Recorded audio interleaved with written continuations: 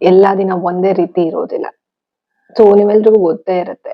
Usually ಏನಾಗುತ್ತೆ ಅಂದ್ರೆ ಆ, ತುಂಬಾ ರೇರ್ ಆಗಿ ಕೆಲವರು ಜಾಸ್ತಿನೇ ಲೈಫಲ್ಲಿ ಏನು ಏರುಪೇರುಗಳನ್ನ ಅನುಭವಿಸ್ಬೇಕಾಗತ್ತೆ. ಫ್ಯಾಮಿಲಿನಲ್ಲಿ ಡಿಸ್ಫಂಕ್ಷನಲ್ ಫ್ಯಾಮಿಲಿನಲ್ಲಿ ನಾವು ಬೆಳೆದಿರ್ತೀವಿ. ಡಿಸ್ಫಂಕ್ಷನಲ್ ಫ್ಯಾಮಿಲಿ ಅಂತ ಅಂದ್ರೆ ಏನು ಅನ್ನೋದನ್ನ ತಿಳ್ಕೊಳ್ಬೇಕು ಅಂತಂದ್ರೆ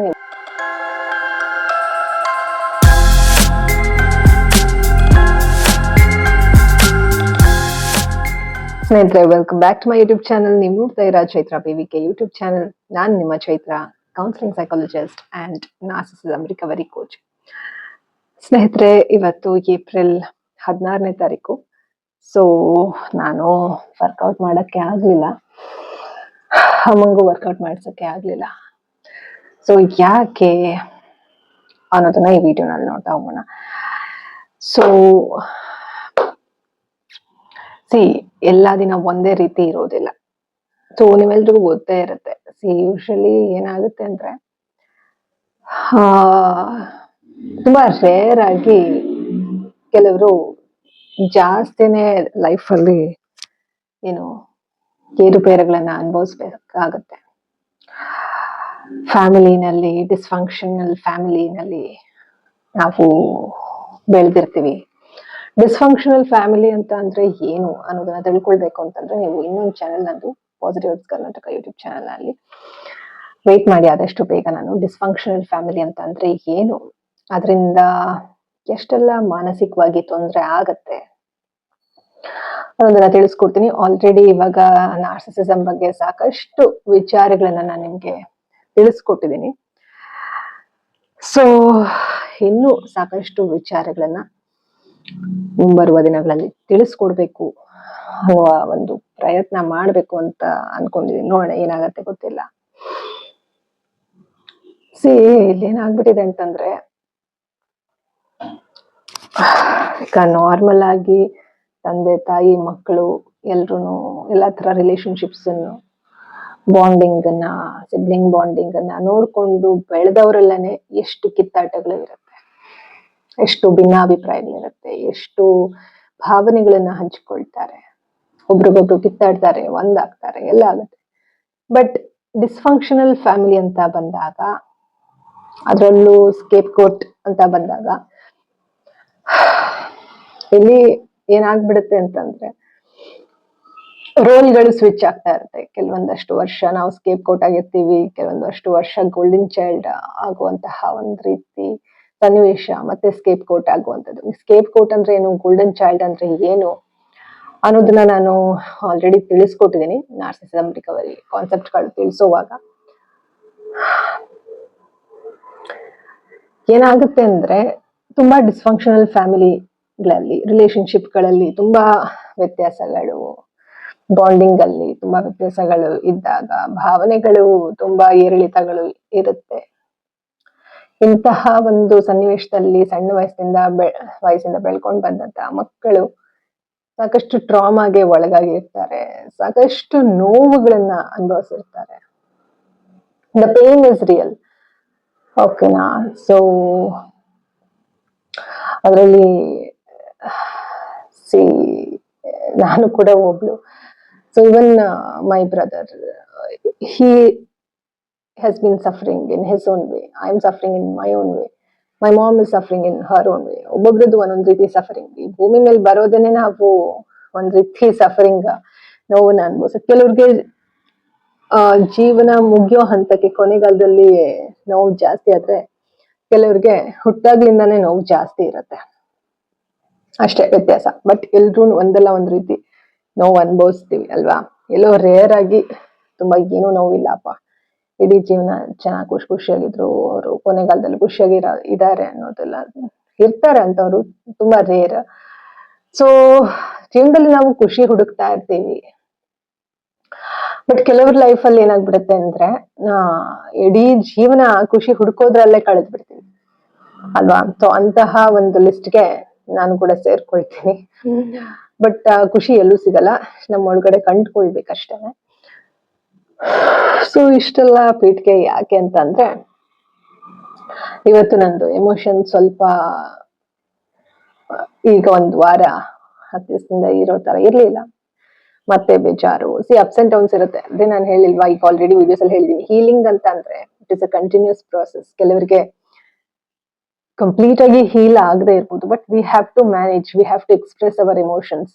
ಇಲ್ಲಿ ನಾನು ಒಬ್ಳೆ ಬದುಕ್ತಾ ಇದೀನಿ, ಎಕ್ಸ್ಪ್ರೆಸ್ ಮಾಡೋದಕ್ಕೆ ಇಲ್ಲಿ ಯಾರು ನನ್ನ ಫ್ಯಾಮಿಲಿ ಅನ್ನೋರು ಯಾರು, ಯಾರು ಜೊತೆಯಲ್ಲಿ ಇರುವಂತಹ ಪ್ರಮೇಯ ಇಲ್ಲ ನಮ್ಗೆ. ಓಕೆನಾ? ಸೊ ಒಬ್ಬೊಬ್ರು ಒಂದೊಂದ್ ರೀತಿ ಎಕ್ಸ್ಪ್ರೆಸ್ ಮಾಡ್ತಾ ಇರ್ತಾರೆ. ಈಗ ನನ್ನ ತಮ್ಮ ಕೂಡ ಅವನ ಒಂದು ಎಮೋಷನ್ಸ್ ನ ಎಕ್ಸ್ಪ್ರೆಸ್ ಮಾಡ್ಲೇಬೇಕು. ಯಾಕಂದ್ರೆ ಸಣ್ಣ ವಯಸ್ಸಿಂದ ನಾವೆಲ್ಲರೂ ಒಂದಲ್ಲ ಒಂದ್ ರೀತಿ ಎಮೋಷನ್ಸ್ ನ ಸಪ್ರೆಸ್ ಮಾಡೇ ಇರ್ತೀವಿ. ಸಿಚುವೇಶನ್ಸ್ ಹಾಗೆ ಮಾಡಿರುತ್ತೆ ನಮ್ಮನ್ನ ಎಮೋಷನ್ಸ್ ನ ಸಪ್ರೆಸ್ ಮಾಡುವ ರೀತಿಯಲ್ಲಿ. ಡಿಸ್ಫಂಕ್ಷನಲ್ ಫ್ಯಾಮಿಲಿ ಕೆಲವೊಂದೆಲ್ಲ ಹೇಳಕ್ಕಾಗಲ್ಲ, ಆ ತರ ಒಂದು ಡಿಸ್ಫಂಕ್ಷನಲ್ ಫ್ಯಾಮಿಲಿ ಇರುತ್ತೆ, ಏನ್ ಮಾಡಕ್ಕಾಗಲ್ಲ. ಸೊ ಇವತ್ತು ಮೂಡ್ ಯಾಕೋ ತುಂಬಾನೇ ಬೇಜಾರಲ್ಲಿ ಇದ್ದೆ, ನಾನು ಮೂಡು ಸರಿ ಇರ್ಲಿಲ್ಲ. ಸೊ ಹಾಗಾಗಿ ವಿಡಿಯೋ ಮಾಡೋದು ಬೇಡ ಅಂತಾನೆ ಅನ್ಕೊಂಡಿದ್ದೆ. ಐ ಮೀನ್ ಬೇಡ ಅಂತ ಅನ್ಕೊಂಡಿರ್ಲಿಲ್ಲ, ಮಾಡಕ್ ಆಗ್ತಾ ಇರ್ಲಿಲ್ಲ. ಬಟ್ ಬೇಡ, ಇಲ್ಲ ಮಾತಾಡೋಣ ಅಂತ ಹೇಳಿ ವಿಡಿಯೋ ಆನ್ ಮಾಡಿದೆ. ಇಟ್ಸ್ ರಿಯಲಿ ಡಿಫಿಕಲ್ಟ್ ಸ್ನೇಹಿತರೆ. ಎಲ್ಲಾ ತರ ಎಮೋಷನ್ಸ್ ನ ನಾವು ಸಾಯಿಸೋದು ತುಂಬಾ ಕಷ್ಟ ಇದೆ. ಬಟ್ ಎಲ್ಲಾ ಎಮೋಷನ್ಸ್ ನ ಸಾಯಿಸಿ we have to become emotionless. ಆ ರೀತಿ ಒಂದು ಜನರೇಷನ್ಗೆ ನಾವು ತಲುಪ್ತಾ ಇದೀವಿ. Already we are in the generation where there is no emotions at all. There is no value for any kind of emotions. ಅದರಲ್ಲೂ ಹೆಣ್ಮಕ್ಳಿಗೆ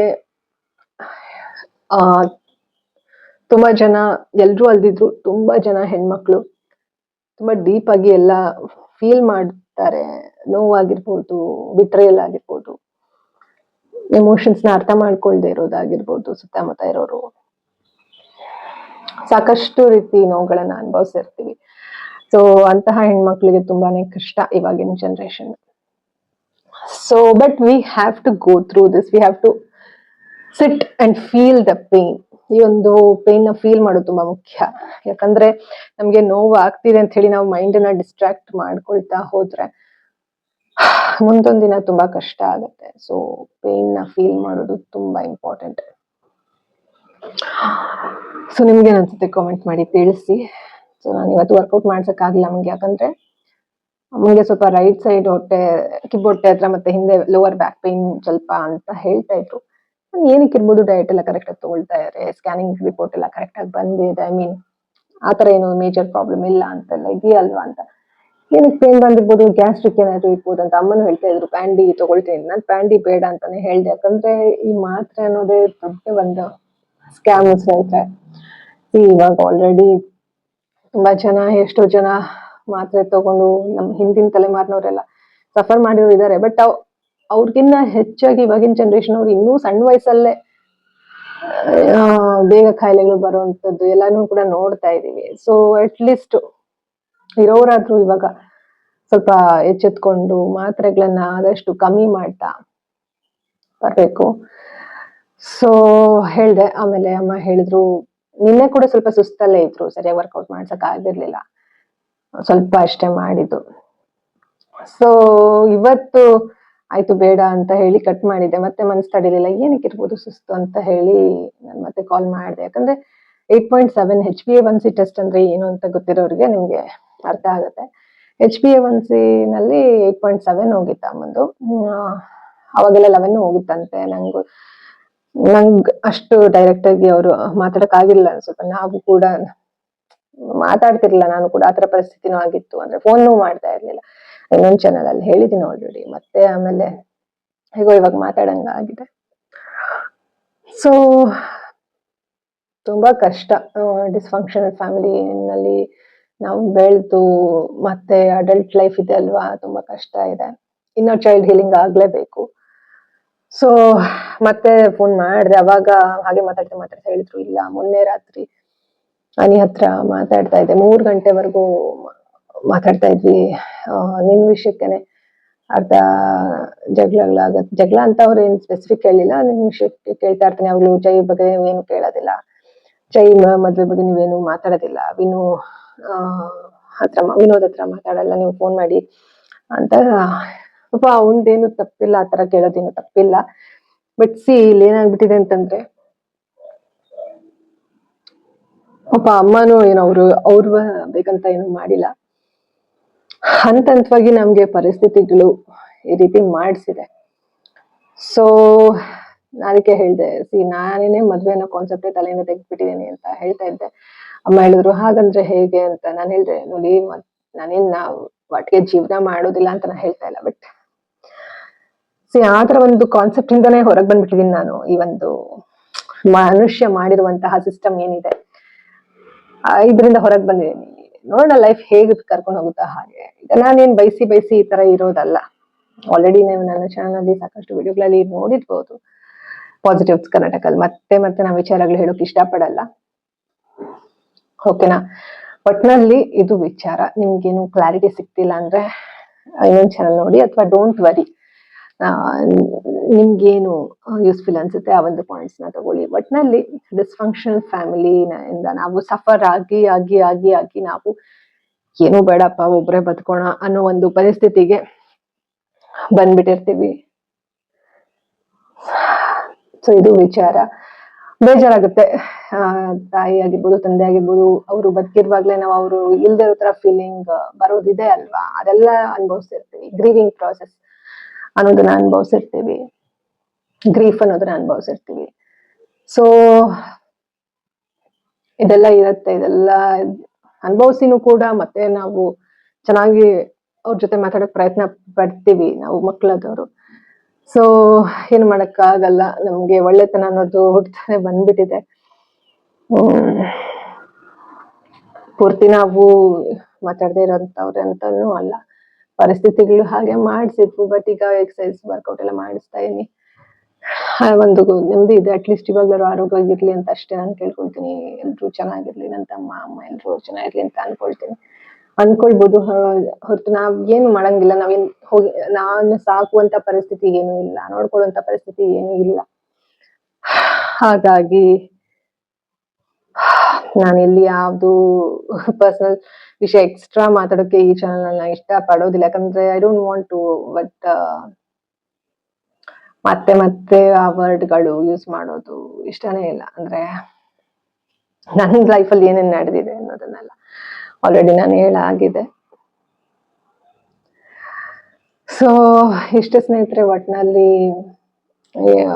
ಏನಂದ್ರೆ ಹೆಣ್ಮಕ್ಳು ಜೀವನ ಇದೆ ಅಲ್ವಾ, ಹೆಂಗಿದ್ರು ಕಷ್ಟನೇ. ಒಳ್ಳೆಯವರಾಗಿದ್ರು ಕಷ್ಟನೇ, ಖಡಕ್ಕಾಗಿದ್ರು ಕಷ್ಟನೇ. ಖಡಕ್ಕಾಗಿದ್ರೆ ಒಳ್ಳೆಯವರಲ್ಲ ಅಂತ ಏನೂ ಇಲ್ಲ. ಜೋರಾಗಿದ್ರು ಕಷ್ಟನೇ, ಮೆತ್ತಗಿದ್ರು ಕಷ್ಟನೇ. ಒಟ್ನಲ್ಲಿ ನಾನು ಹೇಳೋದಿಷ್ಟೇ, ನಿಮ್ಗೆ ಏನ್ ಅನ್ಸುತ್ತೆ, ನಿಮ್ಗೆ ಯಾವ್ದು ಸರಿ ಅನ್ಸುತ್ತೆ, ಯಾವ್ದು ನ್ಯಾಯಯುತವಾಗಿ ನೀವು ನಡ್ಕೊಳ್ತೀರಿ ಅಂತ ಅನ್ಸುತ್ತೆ, ಆ ರೀತಿ ನೀವು ಇದ್ಬಿಡೋದು ಒಳ್ಳೇದು ಅಷ್ಟೇನೆ. ಸೊ ಅಷ್ಟೇ. ಅಂದ್ರೆ ಬೇಜಾರಾಗತ್ತೆ. ಯಾವಾಗ್ಲೂ ಏನ್ ಪಾಪ ಆತರ ಆಗಲ್ಲ. ಅಂದ್ರೆ 3 ಗಂಟೆವರೆಗೂ ನಂಗೆ ಏನ್ ಅನ್ಸ್ಬಿಡ್ತಾವ ಅನ್ಸುತ್ತೆ ಅಂದ್ರೆ, ಮೊದ್ಲೇ ಅವ್ರಿಗೆ ಡಯಾಬಿಟಿಸ್ ಇದೆ, 3 ಗಂಟೆವರೆಗೂ ಮಾತುಗಳು ಚರ್ಚೆಗಳು ಆಗ್ತಾ ಇದ್ರೆ ಇನ್ನೇನೋ ಸಮಸ್ಯೆ ಆಗಿ, ವಾದ ಆಗಿ, ಹಾರ್ಟ್ ಸಮಸ್ಯೆ ಆಗಿ, ಈ ತರ ಎಲ್ಲ ಏನಾದ್ರು ಪ್ರಾಬ್ಲಮ್ ಆಗ್ಬಿಟ್ರೆ ಅಂತ ಯೋಚನೆ ಆಗುತ್ತೆ. ಇದ್ರ ಮಧ್ಯದಲ್ಲಿ ಲೈಫ್ ಲಾಂಗ್ ನಮ್ ಜರ್ನಿ ಇದೆ ಅಲ್ವಾ, ಅದೆಲ್ಲ ನೆನಪಿಸ್ಕೊಂಡಾಗ ಎಮೋಷನ್ಸ್ ನ ಎಲ್ಲ ಸಾಯಿಸಿ ನಾವು ಬರ್ತಾ ಇರ್ತೀವಿ. ಇನ್ನೂ ಕೂಡ ನಮ್ಗೆ ಎಮೋಷನ್ಸ್ ಗಳು ಇದೆ ಅಂತಂದ್ರೆ it's better to detach from everything ಅಂತ ಅನ್ಸುತ್ತೆ. ಸೊ ಈ ವಿಷಯಗಳನ್ನ ನಾವು ಇವಾಗ ಈಗ ನೋಡಿ, ವಿನು ಹತ್ರ ಕೆಲವೊಂದು ವಿಷಯ ಹೇಳ್ದೆ ಇವಾಗ. ಅಂದ್ರೆ ನೋಡ್ರು ವಿನು ಅಮ್ಮ ಎಷ್ಟು ಡಲ್ ಆಗಿ ಕಾಣ್ತಾ ಇದ್ರು, ಸ್ವಲ್ಪ ಮುಖದಲ್ಲಿ ಆ ಒಂದು ಫೇಸ್ ಡಲ್ನೆಸ್ ಇತ್ತು. ಅವನು ಒಳ್ಳೆ ಹುಡುಗನೇ, ಹಂಗೇನಿಲ್ಲ. ಅಂದ್ರೆ ಏನಾಗ್ಬಿಟ್ಟಿದೆ ಅಂದ್ರೆ, ಮೇನ್ ಆ ಒಂದು ಮ್ಯಾಸ್ಕ್ಯುಲೈನ್ ಎನರ್ಜಿ ಇದೆ ಅಲ್ವಾ, ಫೆಮಿನೈನ್ ಎನರ್ಜಿನ ಪ್ರೊಟೆಕ್ಟ್ ಮಾಡೋದು, ಫೀಲ್ ಮಾಡೋದು, ಅಂದ್ರೆ ನೋವನ್ನ ಫೀಲ್ ಮಾಡಿ ಪ್ರೊಟೆಕ್ಟ್ ಮಾಡಿ ಸೇಫ್ ಎನ್ವೈರನ್ಮೆಂಟ್ ಕ್ರಿಯೇಟ್ ಮಾಡೋದು, ಅದೇ ಹೋಗ್ಬಿಟ್ಟಿದೆ. ಎಲ್ಲ ಹುಡುಗರು ಇನ್ನೂ ಒಂಥರ ಮ್ಯಾನ್ ಆಗ್ತಾ ಇಲ್ಲ, ಬರೀ ಬಾಯ್ ಸ್ಟೇಜ್ ಅಲ್ಲಿ ಇದ್ದಾರೆ. They are not becoming man, complete man. Man ಅಂದ್ರೆ ಇಲ್ಲಿ ಬರೀ ಮಕ್ಳು ಮಾಡೋದು ಅಂತ ಅಲ್ಲ. They have to make the female to feel safe that we are there with us. So ನಾನು ಸುಮ್ಮನೆ ಹೇಳ್ದೆ, ಈ ತರ ಅಮ್ಮ ಫೇಸ್ ವಯಸ್ಸಾಗೋ ತರ ಆಗ್ತಿದೆ ಅಂತ ನಾನು ನಮ್ಗೆ ಹೇಳ್ದೆ ಅಂತ ಇವ್ನಿಗೆ ಹೇಳ್ತಾ ಇದ್ದೆ. ಅದಕ್ಕೆ ನಕ್ಕೊಂಡು ಹೇಳ್ದೆ ವಿನು, ಇನ್ನೇನು ವಯಸ್ಸಾಯ್ತಲ್ಲ, ವಯಸ್ಸಾದ್ಮೇಲೆ ವಯಸ್ಸಾಗೋ ತರನೇ ಇರುತ್ತೆ ಈ ತರ. ಅದು ಗೊತ್ತಿರೋದೇ ಎಲ್ರಿಗೂ, but the way Hi tells, ನಾನು ನನ್ನ ಲೈಫಲ್ಲಿ ಏನೇನ್ ನಡೆದಿದೆ ಎಲ್ಲ ಹೇಳಿದೀನಿ ಅವ್ನಿಗೆ. ಅಂದ್ರೆ ನಾನೇನ್ ಪಾಯಿಂಟ್ ಇಸ್, ಇನ್ನೂ ಒಂದು ಬಾಯಿಶ್ ಕೈಂಡ್ ಇದೆ ಎಲ್ಲರಲ್ಲೂ ಕೂಡ. ಇವಾಗಿನ ಜನರೇಷನ್ ಅಲ್ಲಿ ಕಂಪ್ಲೀಟ್ ಮ್ಯಾನ್ ಅಂತ ಅನ್ನೋದು ತುಂಬಾ ಕಮ್ಮಿ. ಅಂದ್ರೆ ನಿಜವಾಗ್ಲೂ ಹೇಳ್ಬೇಕಂದ್ರೆ, ಲೋಕಲ್ ಲ್ಯಾಂಗ್ವೇಜ್ ಅಲ್ಲಿ ಹೇಳ್ಬೇಕಂದ್ರೆ, ಗಂಡಸ್ತನ ಅಂತ ಅನ್ನೋದು ಬರೀ ಮಕ್ಳು ಮಾಡೋದು ಅಂತಾನೋ ಅಥವಾ ಇದ್ ಮಾಡೋದಂತಾನೋ ಅಲ್ಲ. ಗಂಡಸ್ತನ ಅಂತ ಅಂದ್ರೆ ಮಕ್ಳು ಮಾಡೋದು ಮಾಡದೇ ಇರೋದು ಇದ್ಯಾವ್ದು ಅಲ್ಲ. ಸೆಕ್ಷುವಲ್ ಲೈಫ್ ಆಗಿರ್ಬೋದು, ಇಲ್ಲದೆ ಇರೋದಾಗಿರ್ಬೋದು, ಇದ್ಯಾವ್ದು ಅಲ್ಲ. ಬಟ್ ಹೆಣ್ಮಕ್ಳನ್ನ they have to make them feel safe. Okay, ಒಂದು ಎಮೋಷನ್ಸ್ಗೆ ಒಂದು ಸ್ಪೇಸ್ ಕೊಡುವಂತದ್ದು ಇದ್ಯಾವ್ದು ಇಲ್ಲ. ಇನ್ನು ಕೆಲವ್ರು ಹೆಂಗೆ ಅಂತಂದ್ರೆ, ಸುಮ್ನೆ ಒಂದು ಈಗ ಫ್ರೆಂಡ್ಸ್ ಗಳ ಲಿಸ್ಟ್ ಅಲ್ಲಿ ಎಷ್ಟೊಂದ್ ಜನಕ್ಕೆ ಇರ್ತಾರೆ friends, but it's not true friendship at all. ಸುಮ್ನೆ ಏನೋ ಒಂದು ಫ್ರೆಂಡ್ಸ್ ಅಂತ ಅನ್ಕೊಂಡಿರ್ತಾರೆ. ಇವಾಗೆಲ್ಲ ನೋಡ್ತಾ ಇದೀವಲ್ವಾ ಸೋಷಿಯಲ್ ಮೀಡಿಯಾನಲ್ಲಿ, ನಾವು ಎಲ್ಲ ಕಡೆನೂ ನೋಡ್ತಾ ಇದೀವಿ. ಹುಡುಗಿರು ಜಾಸ್ತಿ ಸಫರ್ ಆಗ್ತಾ ಇದಾರೆ ಹುಡುಗರ್ಗಿಂತ. ಹುಡುಗರು ಸಫರ್ ಆಗಿದ್ದಾರೆ, ಇಲ್ಲ ಅಂತ ನಾನು ಹೇಳಲ್ಲ. ಬಟ್ ಹುಡುಗಿರ್ ಲೈಫ್ ಕಷ್ಟ ಇದೆ ಸ್ನೇಹಿತರೆ. ಹುಡುಗಿರೇ ಅರ್ಥ ಮಾಡ್ಕೊಳ್ದೆ ಇರೋ ಮಟ್ಟಕ್ಕೆ ತಲುಪಿಬಿಟ್ಟಿದೆ. ಹೆಣ್ಮಕ್ಳೇ ಅರ್ಥ ಮಾಡ್ಕೊಳಕ್ಕಾಗಲ್ಲ, ಇನ್ ಗಂಡ್ ಮಕ್ಳೆಲ್ಲ ಅರ್ಥ ಮಾಡ್ಕೊಳ್ತಾರೆ ಅಲ್ವಾ. ಹಾಗಾಗಿ ಮತ್ತೆ ಸೋಷಿಯಲ್ ಮೀಡಿಯಾದಲ್ಲಿ ನೀವು ನೋಡೋದೆಲ್ಲವನ್ನೂ ಕೂಡ ನಿಮ್ಮ ಪರ್ಸ್ಪೆಕ್ಟಿವ್ ಅಲ್ಲಿ ನೋಡ್ತಾ ಇರ್ತೀವಿ, ಬಟ್ ರಿಯಾಲಿಟಿ ಏನು ಅನ್ನೋದನ್ನ ಗಮನಿಸ್ಬೇಕಾಗತ್ತೆ ಅಲ್ವಾ. ಸೊ ಆ ಒಂದು ನಿಟ್ಟಿನಲ್ಲಿ ನಾವು ನೋಡ್ತಾ ಹೋಗ್ಬೇಕು ಸಮಾಜನ. ಸುಮ್ಮನೆ ನಮ್ಮ ಪರ್ಸ್ಪೆಕ್ಟಿವ್ ಅಲ್ಲಿ ನೋಡಿದ್ರೆ ಆಗಲ್ಲ, ಎಲ್ಲರ ಪರ್ಸ್ಪೆಕ್ಟಿವ್ ಅಲ್ಲಿ ನೋಡಿದಾಗ ಮಾತ್ರ ನಮ್ಗೆ ರಿಯಲ್ ಲೈಫ್ ಏನು ಅನ್ನೋದು ಅರ್ಥ ಆಗುತ್ತೆ. That is the point. Already 19 minutes ಆಗ್ತಾ ಇದೆ. ಏನ್ ಮಾತಾಡಿದ್ನೋ ಏನೋ, ಏನ್ ಬಿಟ್ಟು ನನ್ಗೆ ಗೊತ್ತಿಲ್ಲ. Anyways I will end this video. So ಏನೇನ್ ತಿಂದೆ, ನಿನ್ನೆ ಏನ್ ತಗೊಂಡಿದ್ದೆ, ಇವತ್ತು ಬೆಳಿಗ್ಗೆ ಏನ್ ತಗೊಂಡಿದ್ದೆ, ಅದನ್ನ ವಿಡಿಯೋ ಹಾಕ್ತೀನಿ. ಇನ್ನೂ ಗ್ಯಾಸ್ ಬಂದಿಲ್ಲ, ನೋಡೋಣ ಏನಾದಂತ, ಅದ್ ನೋಡ್ಕೊಂಡ್ ಬನ್ನಿ ಸ್ನೇಹಿತರೆ. ಈವ್ನಿಂಗು ಸ್ವಲ್ಪ ಇಲ್ಲಿ ಅವಲಕ್ಕಿ ಇದೆ, ತಿನ್ಬೇಕು. ಸೊ ಇದು ಬರೀ ಅವಲಕ್ಕಿ ಅಲ್ವಾ, ಏನು ಹಾಳಾಗಿರೋದಿಲ್ಲ. ಸೊ ಇದ್ರ ಜೊತೆಗೆ ಇದು ಕೂಡ ಇದೆ, ಏನದು ಗುವಾವ, ಸೀಬೆಕಾಯಿ ಕೂಡ ಇದೆ, ಅದು ಮತ್ತೆ ಇದು ತಿಂತೀನಿ ಇವಾಗ. ನೋಡಿ, ಇದು ಉಪ್ಪು ಹಾಕಿ ಬಿಟ್ಬಿಟ್ಟಿದ್ದೆ, ಸುಮಾರು ಒಂದು 1 hour ಆಗ್ತಾ ಬಂತು.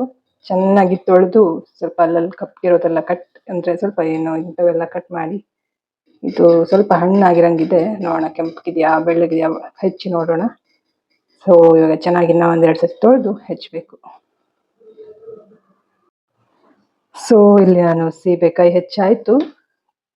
ಇದು ವೈಟ್ ಇದೆ, ರೆಡ್ ಇಲ್ಲ. ಸೊ ರೆಡ್ ಇದ್ರೂ ಚೆನ್ನಾಗಿರುತ್ತೆ, ವೈಟ್ ಇದ್ರೂ ಚೆನ್ನಾಗಿರುತ್ತೆ. ಆದ್ರೆ ಶುಗರ್ ಇರೋರು ತುಂಬಾ ಹಣ್ಣಾಗಿರುತ್ತೆ ಅಂದ್ರೆ ಅಷ್ಟು ಒಳ್ಳೇದಲ್ಲ. ತುಂಬಾ ಕಾಯಿ ಬೇಡ, ಮೀಡಿಯಂ ಅಂತ ತಗೊಳ್ಳಿ. ನೋಡಿ ಈ ತರದ್ ಕರೆಕ್ಟ್ ಇದೆ, ಸ್ವಲ್ಪ ಸಾಫ್ಟ್ ಕೂಡ ಇದೆ, ತುಂಬಾ ಹಣ್ಣು ಆಗಿಲ್ಲ. ಸೊ ಇಲ್ಲಿ ಉಪ್ಪು ಸ್ವಲ್ಪ ತಗೊಂಡಿದ್ದೀನಿ, ಖಾರ ಏನು ಹಾಕಲ್ಲ. ಸೊ ಇದನ್ನ ಹೀಗೆ ತಿನ್ಕೊಳ್ತೀನಿ. ಸ್ನೇಹಿತರೆ, ಇಲ್ಲಿ ನಾನು ಮೆಂತ್ಯ ನೀರು ರೆಡಿ ಮಾಡ್ಕೊಂಡಿದ್ದೀನಿ. ಅರ್ಧ ನೀರೇ ಕುಡಿದ್ಬಿಟ್ಟೆ. ಮೆಂತ್ಯ ಜೊತೆಗೆ ನೀರು ಕುಡಿದು ಮೆಂತ್ಯ ಕೂಡ ತಿಂತೀನಿ. ಯಾವಾಗ್ಲಿಗಿನ್ನ ಸ್ವಲ್ಪ ಕಮ್ಮಿನೇ ಹಾಕಿದ್ದೀನಿ ಮೆಂತ್ಯ, ಜಾಸ್ತಿ ಏನು ಬೇಕಾಗಲ್ಲ. 1/4 ಸ್ಪೂನು, ಅರ್ಧ ಸ್ಪೂನ್ ಅಷ್ಟು ಹಾಕಿದ್ದೀನಿ ನೈಟು. ಮತ್ತೆ ಇಲ್ಲಿ 2 ಖರ್ಜೂರ, ಒಣ ಖರ್ಜೂರ ನೆನೆಸಿದ್ದೀನಿ ನೀರಲ್ಲಿ. ಸೊ ಇದಿಷ್ಟು ಬೆಳಗ್ಗೆ. ಸೊ ಅಮ್ಮಂಗೆ ಇವಾಗ ವರ್ಕೌಟ್ ಮಾಡಿಸ್ಬೇಕು. ವರ್ಕೌಟ್ ಮಾಡ್ಸೋಣ ಅನ್ಕೊಂಡೆ ಸ್ನೇಹಿತರೆ, ಆಗ್ಲೇ ಇಲ್ಲ, ಬೇಜಾರಾಗೋಯ್ತು. ಸೊ ಆಲ್ರೆಡಿ ಹೇಳಿದೆ ನಿಮ್ಗೆ. ನಾನಿಲ್ಲಿ ಮೂಡೆ ತಗೊಂಡಿದ್ದೆ ಸ್ನೇಹಿತರೆ. ಮೂಡೆ ಅಂದ್ರೆ ಏನು ಅಂತ ನಿಮ್ಗೆ ಆಲ್ರೆಡಿ ಹೇಳಿದ್ದೀನಿ. ಗೊತ್ತಿರೋರ್ಗೆ, ಇಲ್ಲಿಯವ್ರಿಗೆಲ್ಲರಿಗೂ ಗೊತ್ತಿರುತ್ತೆ. ಸೊ ಈಗ ಎಲ್ರಿಗೂ ಗೊತ್ತಿದೆ, ಎಲ್ಲಾ ಕಡೆ ಎಲ್ಲಾ ಊರುಗಳಲ್ಲೂ ಸಿಗತ್ತೆ. ಸೊ ಒಂದು ಮೂಡೆ ತಗೊಂಡಿದ್ದೆ, ನೋಡ್ತಾ ಇರ್ಬೋದು ನೀವು. ಇಲ್ಲಿ ಇನ್ನೂ ಕೂಡ ಗ್ಯಾಸ್ ಬಂದಿಲ್ಲ, ಹಾಗಾಗಿ ನಾನು ಇವಾಗ ಆಚೆ ತಗೊಳ್ಳೇಬೇಕು. ಏನು ಮಾಡಕ್ಕಾಗಲ್ಲ, ಹೋಟ್ಲೆ ನಮ್ಗೆ ಗಟ್ಟಿ. ಸೊ ಆದ್ರೆ ಏನಂತಂದ್ರೆ ಇರೋದ್ರಲ್ಲಿ ಉತ್ತಮವಾದನ್ನ ಆಯ್ಕೆ ಮಾಡ್ಕೋಬೇಕಷ್ಟೇ, ಏನು ಮಾಡಕ್ಕಾಗಲ್ಲ. ಇಲ್ಲಿ ಒಂದು ತರಕಾರಿದೊಂದು ಗ್ರೇವಿ ಕೊಟ್ಟಿದ್ರು, ತರಕಾರಿ ಕಾಣ್ತಿಲ್ಲ, ಸ್ವಲ್ಪ ಕೆಳಗೆ ಹೋಗಿದೆ. ಹಾಗೆ ಇಲ್ಲಿ ತಿಳಿಸಾರು ಇತ್ತು, ಇಲ್ಲಿ ಚಕ್ಲಿ ಕೂಡ ತಗೊಂಡ್ಬಿಟ್ಟಿದ್ದೆ. ಹೀಗೆ ನೋಡಿ, ಮನ್ಸಿಗೆ ಬೇಜಾರಾದಾಗ ಎಲ್ಲ ತಿನ್ನೋಣ ಅನ್ಸುತ್ತೆ, ಇದೇ ಲೈಫ್. ಸೊ ಒಂದು ಕಾಯಿ ಹೋಳಿಗೆ ತಗೊಂಡೆ, ಏನು ಮಾಡಕ್ಕಾಗಲ್ಲ. ಒಂದು ಸೆಟ್ ದೋಸೆ, ಒಂದು ಪಲಾವು, ಮತ್ತೆ ಸ್ವಲ್ಪ ಚಟ್ನಿ, ಮತ್ತೆ ಇಲ್ಲಿ ಇನ್ನೊಂಥರ ಚಕ್ಲಿ. ಸೊ ನೀವು ಇಲ್ಲಿ ನೋಡ್ತಿರ್ಬೋದು ಏನೇನು ತಗೊಂಡೆ ಅಂತ. ಸೊ ಎಲ್ಲ ಸೇರಿ ನಂಗೆ 230 ರೂಪಾಯಿ ಏನೋ ಸಮಥಿಂಗ್ ಆಯ್ತು, ವರ್ತ್ ಅನ್ಸ್ತು. ಸೊ ಇದಿಷ್ಟು ತಗೊಂಡು ಇವಾಗ ತಿನ್ಬೇಕು. ಮೊಸರು ಬಜ್ಜಿ ಇದೆ. ಸೊ 2 ತರ ಸಾರು ಇದೆ, ಅಂದ್ರೆ ಸಾರು ಗ್ರೇವಿ, 2 ತರ ಚಕ್ಲಿ, ಒಂದು ಕಾಯಿ ಹೋಳಿಗೆ, ಮತ್ತೆ ಸೆಟ್ ದೋಸೆ, ಮೂಡೆ ಎಲ್ಲ ಬಂದಿದೆ, ಪಲಾವು ಎಲ್ಲ. ಸೊ ವರ್ತ್ ಅನ್ನಿಸ್ತು, ನಾಟ್ ಬ್ಯಾಡ್ ಅಂತ ಅನ್ನಿಸ್ತು ನನಗೆ. ಸೊ ಅಷ್ಟೇ ಸ್ನೇಹಿತರೆ, ಈ ಒಂದು ವಿಡಿಯೋ ಇಲ್ಲಿಗೆ ಮುಗಿಸ್ತೀನಿ. ಒಟ್ನಲ್ಲಿ ಎಲ್ಲಾ ರಿಲೇಶನ್ಶಿಪ್ ಒಂದ್ ರೀತಿ ಲಾಜಿಕೇ ಇಲ್ಲ, ಎಲ್ಲಾ ಫೇಕ್ ಅನ್ಸ್ಬಿಡುತ್ತೆ ಒಂದೊಂದ್ಸತಿ. ಯಾವ ರಿಲೇಶನ್ಶಿಪ್ನು, ಅದು ಹುಡುಗಿ ಫ್ರೆಂಡ್ಶಿಪ್ ಆಗಿರಬಹುದು, ಅಥವಾ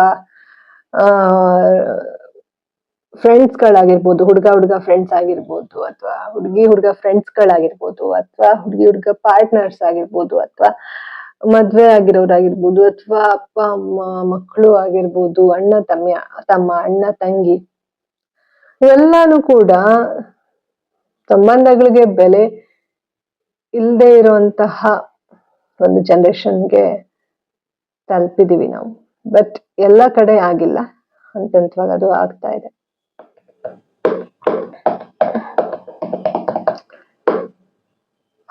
ಅಷ್ಟೇ ನಾನು ಇಷ್ಟ ಹೇಳೋದು, ಮನುಷ್ಯರು ಜೊತೆಲಿರುವಾಗ ಅವ್ರ ಬೆಲೆ ಅರ್ಥ ಮಾಡ್ಕೋಬೇಕು.